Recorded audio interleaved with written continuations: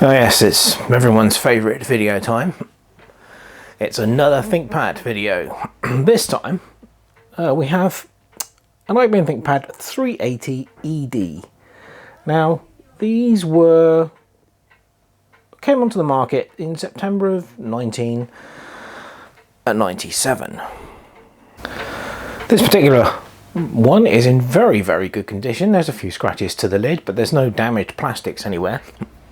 And the keyboard is virtually unused. There's no wear on it whatsoever. And no, very, very nice bit of kit. It powers up and it works fine. Screen's perfectly okay. The only real problem with it, well, it's not really a problem, is there's no hard drive in it. So we've got to fix that. But the spec on these is quite impressive for the time. As I said, this was September 1997. It came with an Intel Pentium MMX 166 MHz CPU. It was one of the last ThinkPads to have an STN display. This one's got the STN display. There was an option to have the TFT, and obviously from this point forward in time, they went for the TFT displays. And this is it's a 12.1 inch. 16 megs of RAM, which is standard. There is an extra slot which you can up the memory. I think it'll take up to about 80 megs in total.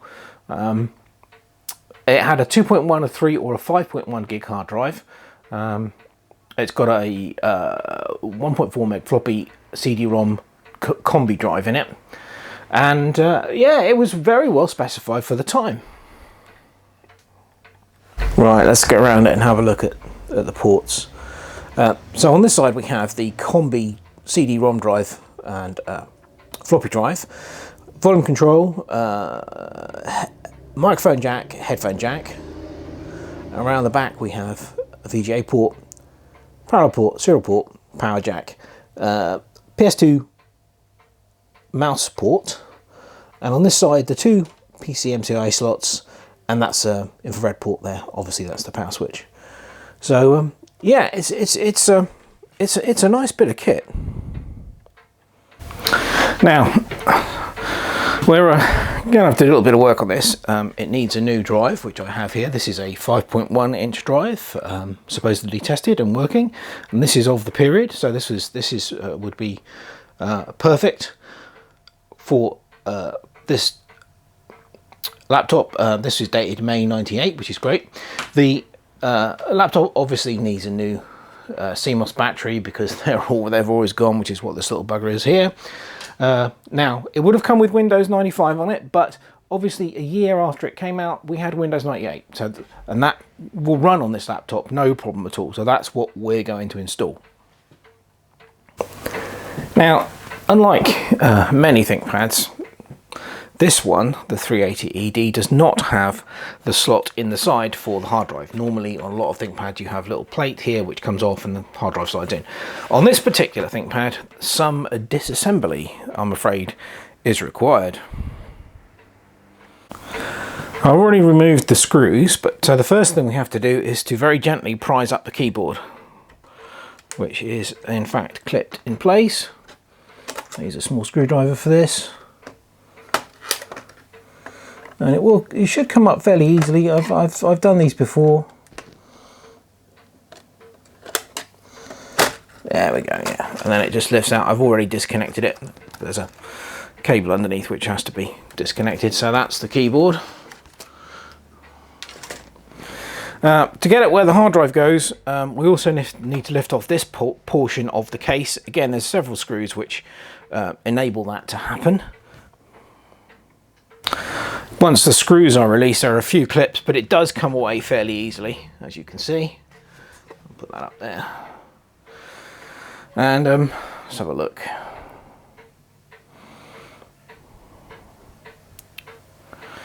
There you can see the inside of the case. Zoom in on that a bit. There we go. Now, the hard drive sits under here. In order to get that off, we need to remove this metal plate. So there's some screws at the back which have to come off, and there's one there, and then there's one there, and then this will just lift off. It comes off quite nicely. Then There is 3 screws between the ports at the back, which you have to undo to remove this cover, and a couple of internal screws, and then that will, with a bit of wiggling, come out. And then the hard drive quite simply sits down in there. Get it around the right way. That pops in like that, and then just fiddle it around. There we go, locates like that. Then we have to wiggle the plate back into position, which can be a bit tricky, but it's decided to go in. And then there's some screws to go in, and then this plate goes back on. And I'll do all that off camera.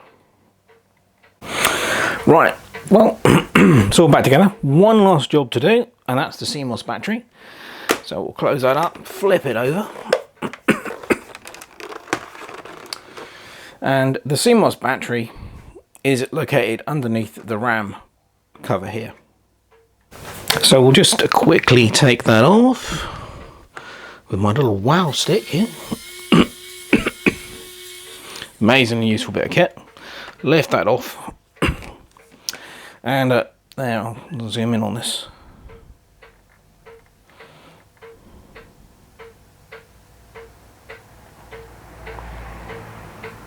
There we go. Now hopefully you can see the little battery container there.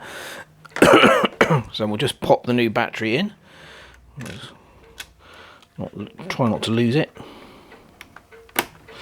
Simple as that. Job done. And we'll put the cover back on and we'll be good to go, hopefully.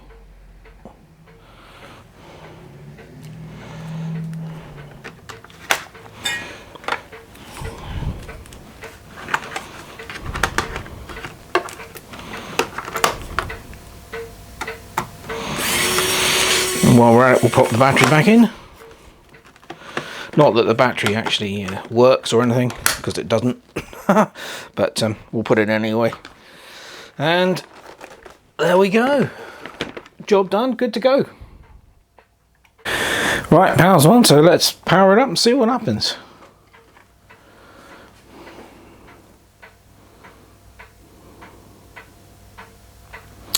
Oh, that's good. And we've got 16 megs, which is great, and we've got our standard errors. So we'll have to pop into the operating system and or rather the BIOS, I should say, and have a look at that. There we go. So the old Flappy Duck. Do like the Flappy Duck. So let's set the date.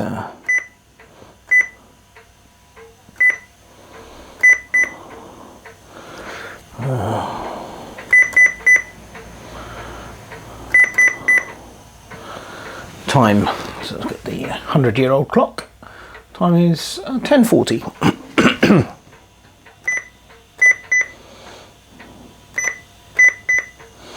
And that'll do for the time and the date. Now see what happens when it boots.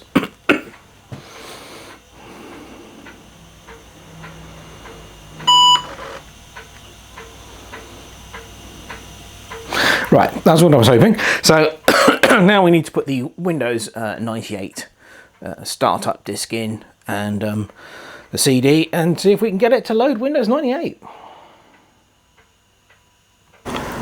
Okay, we've transferred up to my office purely because I can sit down while I can do this, so and I've got a bit more desk space up here.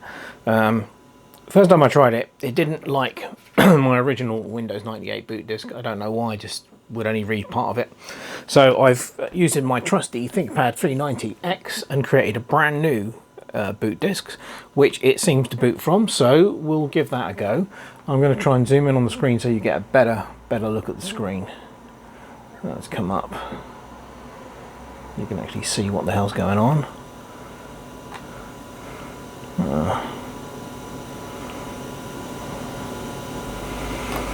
Let's come out a bit from that. There we go. Well, hopefully that will be in focus. So I'll pop the disk in. We'll reboot it and see what happens.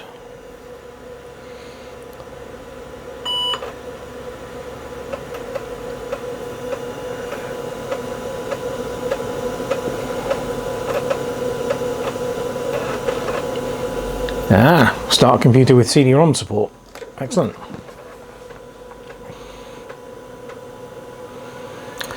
And it looks like it's seeing the CD-ROM drive, which is fantastic.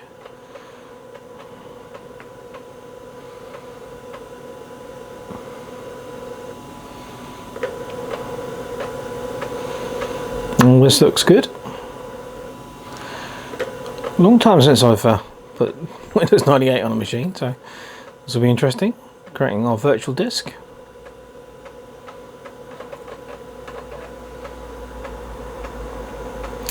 Hopefully it will, I don't think this automatically goes into Windows 98 startup. I think you have to select setup, select the CD-ROM drive and select setup, so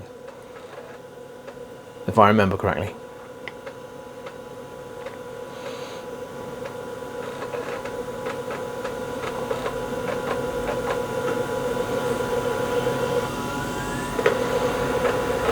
So it's happy with the CD-ROM drive. Okay, so if we go to E, and I think it's simply set up.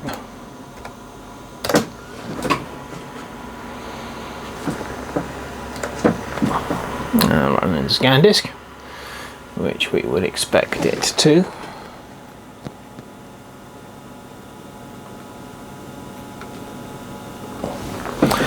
It looks like it's happy with the drive, which is always nice.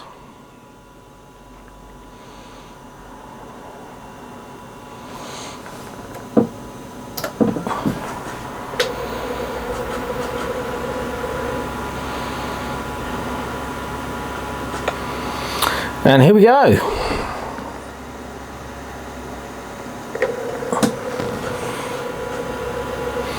Which is the pretty much the standard Windows 98 setup screen. So, well, I'm not going to let you have to sit through all of this because this will take some time. So we'll come back when it's done.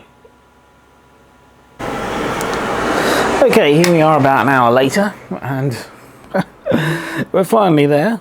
It was a fairly straightforward install of 98. Not really any too many problems at all with it. It just takes a long time. The hard drives on these things are pretty slow, but yeah, we got there in the end. The only problem I had was that for some unknown reason it didn't pick up the driver for the infrared port the first time it went through the driver installs, and I had to go through it again to actually get that installed. But as you can hear, the sound is fine. Yeah,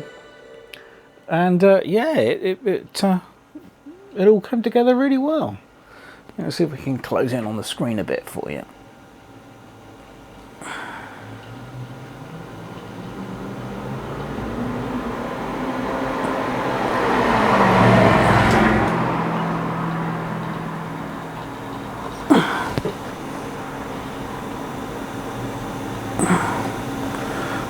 Typical Windows 98 screen. Hopefully that's all.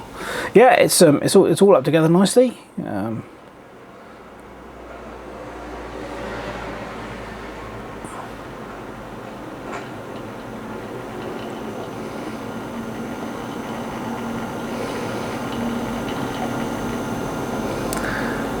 I've noticed this before when I've done Windows 98 installs on ThinkPads, particularly from the 90s. And even this, although this one was like early, you know, before the advent of Windows 98, only a year or so, but you know, it was before. Generally, you don't have too much problem with the drivers. Windows 98 generally has the drivers for them, so that's really useful. So we'll have a quick look at it run on the screensaver, so you can see what it's like. Nice screen on this. It's very clean. No marks on it or anything, which I'm really pleased about.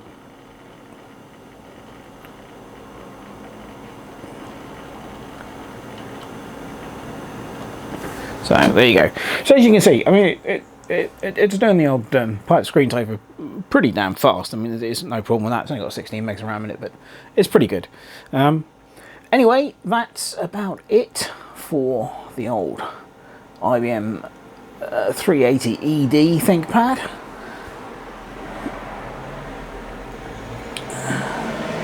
I hope you've enjoyed this little video on yet another ThinkPad.